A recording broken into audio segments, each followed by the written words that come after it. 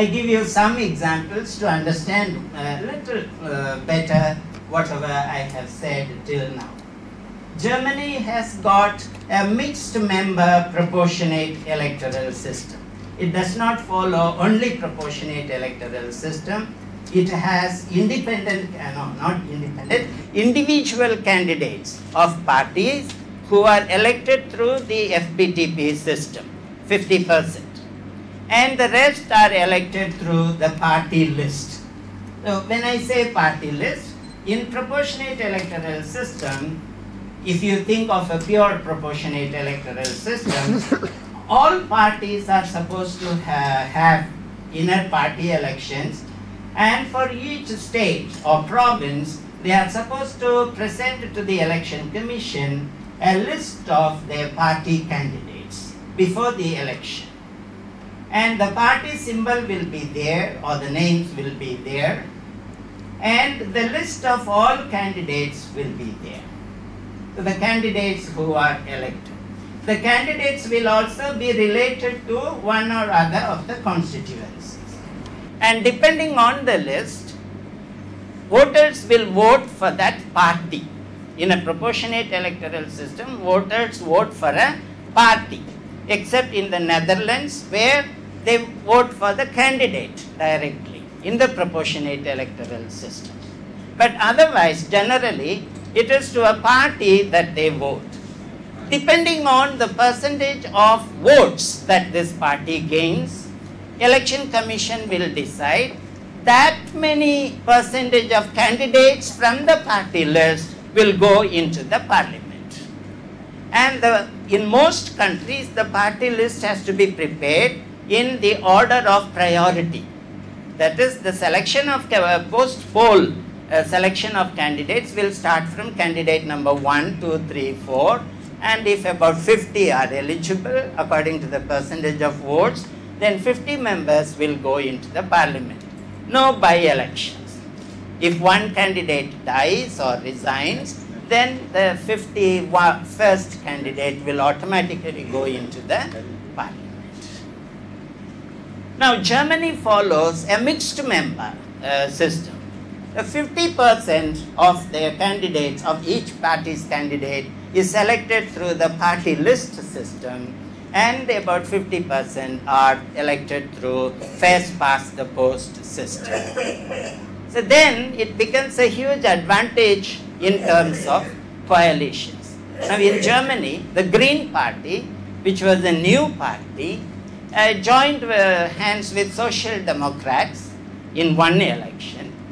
And in order to increase the percentage of votes for the Green Party, the Social Democrat Party members voted, they have 2 votes. Not all countries have 2 votes. Germany has 2 votes. One for the first past the post electoral system candidate and one for the party. So what they did was, they voted, gave their vote to the direct candidate in large numbers and elected their members. And then they decided to give their party vote to the Green Party instead of to their own party. Because in the first vote, their percentage was already jacked up. They cast their second vote to their coalition partner so that their percentage of votes may increase. And they may also, the coalition may gain more number of seats and come to govern the country. This took place. But then please remember that in Germany, the Germans took 3 elections to understand this, the way how this system functions. That's a very important element.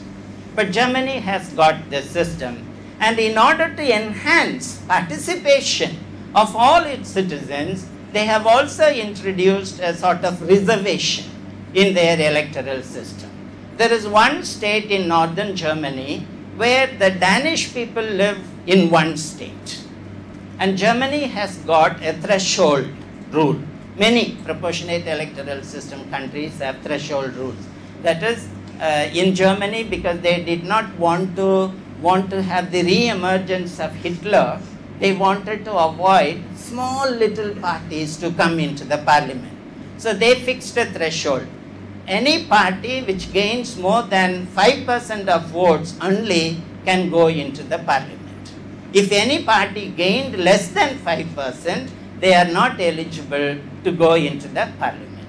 Either 5% of votes or 3 candidates, direct candidates. So if a party does not gain that much of strength, they are not eligible to go into the parliament. So now if this threshold is applied to that particular state in northern Germany, then the Danish people would not have representation.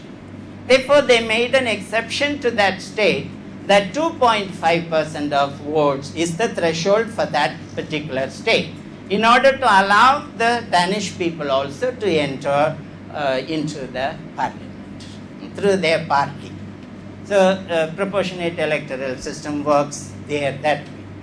In New Zealand, they have also adapted the German model of mixed member proportionate electoral system. But in New Zealand, they have gone in for separate electorate for the Maori people, who are indigenous people. They wanted to enhance the participation of the Maori community in the parliament, and therefore they have allowed separate electorate for them. How does it work? Maori voters who want to register themselves as Maori voters should go in through a process of registration, and then they are eligible to vote for only Maori candidates. These registered voters can vote for Maori candidates, not others. But then the voters have a choice. They can either register as Maori voters or as New Zealand voters. That is not a compulsion. It is not compulsory that all Maoris should vote for Maori candidates. So now what is the advantage in New Zealand? Before this proportionate electoral system came, only 4 Maori candidates were able to enter the parliament repeatedly by joining one or other major parties, the Labour or the National Party. After this came, now there are 20 candidates. They are only 15% in their population, but they are able to send more than 15% of candidates into the parliament because of this particular provision.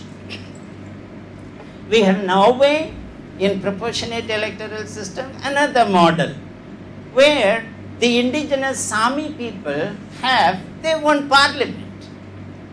Norwegian parliament is there. Then far away in Karasjok, they have the Sami parliament. Elections to Sami parliament and to the